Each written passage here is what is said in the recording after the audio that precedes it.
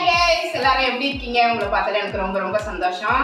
இன்னைக்கு வந்து நம்ம கிச்சன்ல என்ன பார்க்க போறோம்னு பார்த்தீங்கன்னா, செம்மையான ஒரு குழம்பு. ரொம்ப நாள் ஆச்சு வச்சு, அதனால இன்னைக்கு நான் கருவாட்டு குழம்பு வைக்கிறேன்.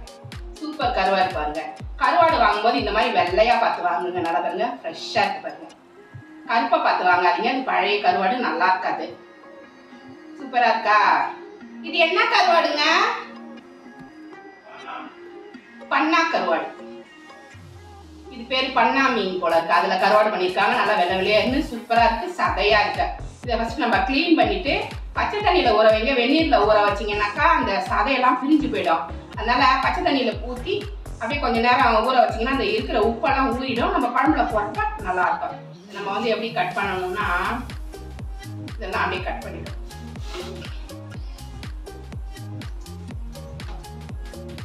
சிசர் இருந்தாலே ஈஸியா இருக்கும். இந்த சுத்தி இருக்கிற அந்த ரக்க மாதிரி பார்த்தீங்களா, அதெல்லாம் கட் பண்ணிட்டு செதில் இருந்தால் அதெல்லாம் உரிச்சிருவோம்.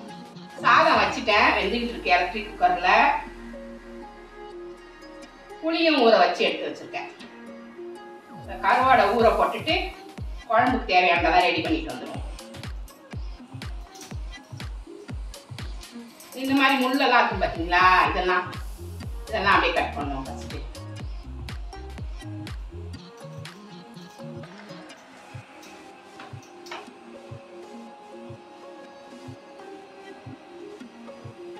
குக்கர்ல சவுண்ட் வேற மாதிரி கேட்டுச்சா, பயந்துட்டேன்.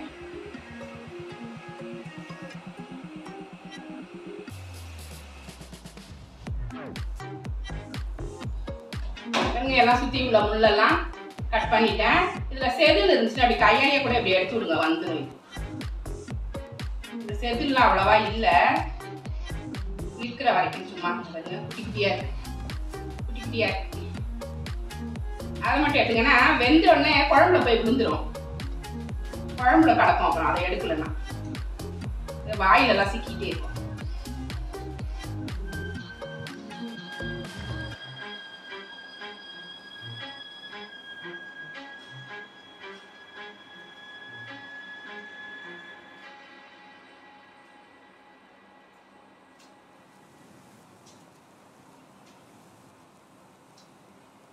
கருவாடு வாங்கும்போது நல்லா சதையா பார்த்து வாங்கினீங்கன்னா தான் குழம்புல போட்டு எடுத்து சாப்பிடும்போது மீன் மாதிரி இருக்கும். சாப்பிட்றதுக்கு மீன் சதை மாதிரி இருக்கும். ரொம்ப சப்பையா வாங்கினோம்னு வச்சுக்கோங்க, உங்களுக்கு எடுத்து சாப்பிட்றதுக்கு அந்த சதையே இருக்காது. ஃப்ரெஷ்ஷே இல்லாமல் நம்ம என்னத்தை சாப்பிட்றது, வெறும் தோல் தான் இருக்கும். ஃபுல்லாக அந்த செதில்லாம் எடுத்துட்டு நல்லா தட்டிட்டு நம்ம எவ்வளோ சைஸ் வேணுமோ அந்த மாதிரி நம்ம கட் பண்ணிக்கலாம். தலை சாப்பிடணும் அப்படின்றவங்க போடுங்க, இல்லைனாக்கா தலை போட வேண்டாம். நான் போட மாட்டேன் தலையை, அது வேஸ்ட்டாக தான் இருக்கும். வேணா வாசனைக்கு போடலாம், வாசனையாக இருக்கும் அப்படின்ட்டு வேணா போடலாம்.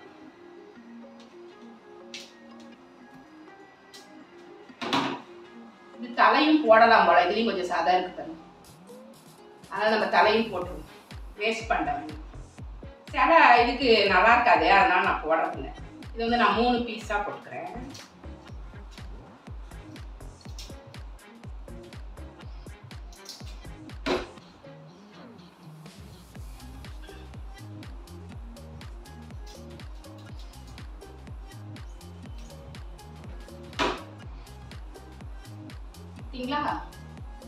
இது மாதிரி அந்த மீனையும் வெட்டி வச்சிடலாம். சாரி, கருவாடையும் வெட்டி வச்சிடலாம். மீன் மாதிரியே இருக்கா, எனக்கு மீன்னே சொல்ல வருது. இது மாதிரி எல்லாத்தையுமே கட் பண்ணி எடுத்து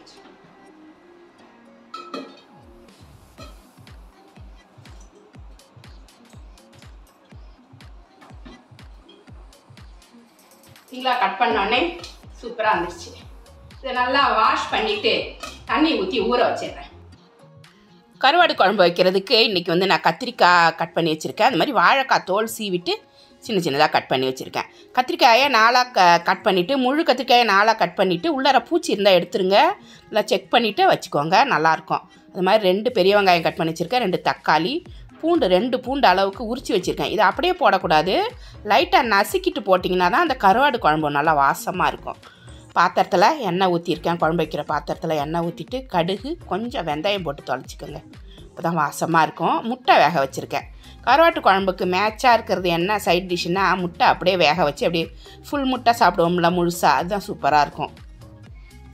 ஆம்லேட் நல்லாயிருக்கும். அதை விட முட்டை வேக வச்சு லாஸ்ட்டில் குழம்புல அப்படியே கீறிட்டு போட்டிங்கன்னு வச்சிங்களேன், அந்த குழம்புல ஊறிட்டு சூப்பராக இருக்கும் முட்டை சாப்பிட்றதுக்கு கருவாட்டு குழம்புக்கு. நீங்களும் ட்ரை பண்ணி பாருங்கள். வெங்காயம் வதங்கிட்டு இருக்கு. அது கூடவே ஒரு 4-5 காஞ்ச மிளகா போட்டுக்கிறேன். நல்லா ஃப்ளேவராக இருக்கும். வெங்காயம் கொஞ்சம் வதங்கினதுக்கப்புறம் 2 தக்காளியும் சேர்த்து வதக்கிடுங்க. ரொம்ப ஈஸிங்க கருவாட்டு குழம்பு வைக்கிறதுக்கு. நிறைய மெனக்கிட்டு வச்சிங்கன்னா டேஸ்ட்டே நல்லா இருக்காது. சாதாரணமாக கிராமத்தில் வைக்கிற மாதிரி அப்படியே வச்சிங்கன்னா சூப்பராக இருக்கும். இப்படி தான் எங்கள் அம்மா வைப்பாங்க. எங்கள் அம்மா வைக்கிற மாதிரி நான் இன்றைக்கி வச்சுருக்கேன். கத்திரிக்காயும் வாழைக்காவும் போட்டிருக்கேன். அப்புறம் என்னென்ன தெரியுங்களா கருவாட்டு குழம்புக்கு காய்கறி நல்லாயிருக்கும். அப்போ பரங்கிக்காவை நல்லா பெருசு பெருசாக கட் பண்ணி போட்டிங்கன்னு வச்சிங்களேன் சூப்பராக இருக்கும். அது மாதிரி முள்ளங்கி போட்டு கருவாட்டு குழம்பு வச்சிங்கன்னா சூப்பராக டேஸ்ட்டாக இருக்கும். கருவாட்டு குழம்புக்குன்னு சில காய்கறிகள் போட்டால் தான் டேஸ்ட்டு நல்லாயிருக்குன்னு சொல்லுவாங்க பார்த்தீங்களா, அதுதான் நல்லாயிருக்கும். எல்லா காய்கறியும் போட்டாலாம் மேட்சாக இருக்காது. கத்திரிக்காய் வாழைக்காயும் போட்டு கொஞ்சம் நேரம் வதக்கிட்டேன். இப்போ பாருங்கள் பூண்டை வந்து இடித்து போட்டிருக்கேன். அப்படியே போட்டிங்கன்னா புளிக்குழம்பு மாதிரி இருக்கும். இடித்து போட்டால் தான் கருவாட்டு குழம்பு வாசம் வரும். அதையும் போட்டு கொஞ்சம் நேரம் நல்லா கலந்து விட்டுருங்க. கொஞ்சம் எண்ணெயில் அந்த காய்கறி வதங்கட்டும். நல்லா சூப்பராக வாசமாக இருக்கும். அப்போ தான் டக்குன்னு வேலை முடிஞ்சிடும். தேங்காயெலாம் அரைச்சி ஊற்ற வேண்டிய வேலையே கிடையாது. ஆனால் டேஸ்ட்டாக இருக்கும். ரொம்ப பசியே எடுக்கலை, ரொம்ப நாளாக வயிறு மந்தமாக இருக்குது அப்படின்னு சொல்லுவீங்க பார்த்தீங்களா, அப்போலாம் கருவாட்டு குழம்பு வச்சு சாப்பிட்டிங்கன்னா நல்லா செரிமானம் ஆகும்.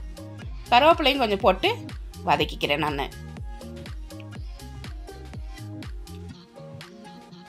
புளி ஒரு தக்காளி அளவு ஊற வச்சுருந்தேன்.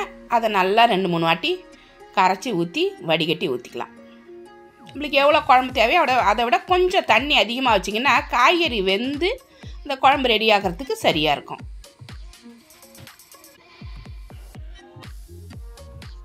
மஞ்சத்தூள் போட்டுக்கிறேன். இல்லை ஒரு 1/2 ஸ்பூன் போட்டுக்கலாம். இது குழம்பு மிளகாத்தூள், அதுதான் சூப்பராக இருக்கும். அதுவும் எங்கள் வீட்டு குழம்பு மிளகாத்தூள் நல்லா திக்காக இருக்கும். ஏன்னா நான் வந்து 1 கிலோ மிளகாவுக்கு 2 கிலோ மல்லி போட்டு அரைப்பேன். அது மாதிரி துவரம்பருப்பு, கடலைப்பருப்பு, மிளகு, சீரகம், வெந்தயம், சோம்பு, மஞ்சள் எல்லாமே போட்டு அரைக்கிறதால நல்லா திக்காயிடும் குழம்பு. தேங்காவே அரைச்சி ஊற்ற வேணால் சூப்பராக இருக்கும். காரத்துக்கு ஏற்ற மாதிரி குழம்பு மிளகாத்தூள் போட்டிருக்கேன். மஞ்சப்பொடி, உப்பு போட்டு நல்லா கலந்து விட்டுக்கலாம். நல்லா கொதிக்கட்டும். உப்பு காரம்லாம் செக் பண்ணிக்கோங்க. சரியாக வரல அப்படின்னா இன்னும் கொஞ்சம் போட்டுக்கோங்க. உப்பு காரம் பார்த்துக்கணும். அப்போ ஒரே சமயத்தில் எல்லாமே கரெக்டாக இருக்காது. கொஞ்சம் குறையுத நம்ம போட்டுக்கலாம். இப்போ பாருங்கள் காரம் கொஞ்சம் குறையுது. அதனால் நான் வந்து இன்னும் கொஞ்சம் குழம்பு மிளகா பொடியும் கொஞ்சம் உப்பும் போட்டு கலந்துக்கிறேன். நீங்கள் விருப்பப்பட்டீங்கன்னா ஒரு சின்ன துண்டு வெல்லம் போடுங்க. சூப்பராக இருக்கும் கருவாட்டு குழம்பு. நான் போடுவேன். நான் அதை காமிச்சேன்னா ஏதாவது சொல்லுவீங்க, அப்புறம் கருவாட்டு குழம்புல வெல்லம் போடுறாங்க பாரு அப்படின்ற மாதிரி யாராவது சொல்லுவாங்கன்னு பயந்துட்டு நான் அதை காமிக்கலை. நான் ஒரு சின்ன துண்டு வெல்லம் அதில் போடுவேன். அப்போ தான் வந்து அந்த காரம் உப்பு எல்லாமே சமப்படும். சூப்பராக இருக்கும்.